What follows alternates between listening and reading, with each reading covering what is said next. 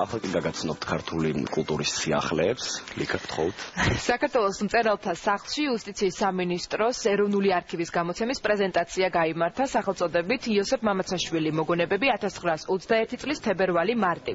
წიგნის პრეზენტაციასთან ერთად მისულ სტუმრებს საშუალება ჰქონდათ ეროვნულ არქივში საქართველოს ოკუპაციაზე დაცულ ფოტომასალას გაცნობოდნენ, რომლებზეც გამოცემასთან თემატურად დაკავშირებული მოვლენები და პიროვნებებია ასახული.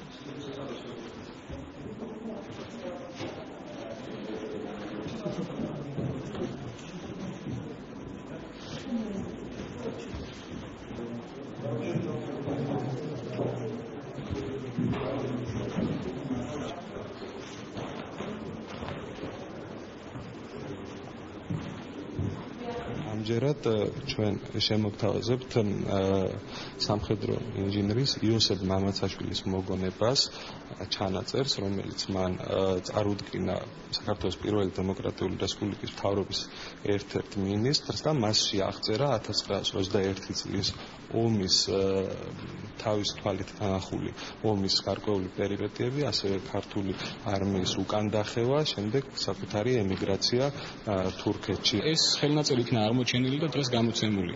და მე ვიტყვი, რომ ძალიან საინტერესო მოგონება გამოვიდა და ძალიან ბევრ დეტალს, ასე ვთქვათ, რუსეთის საქართველოს 21 წლის ომისას უფრო ცხადად და თვალნათლივ გვიჩვენებს.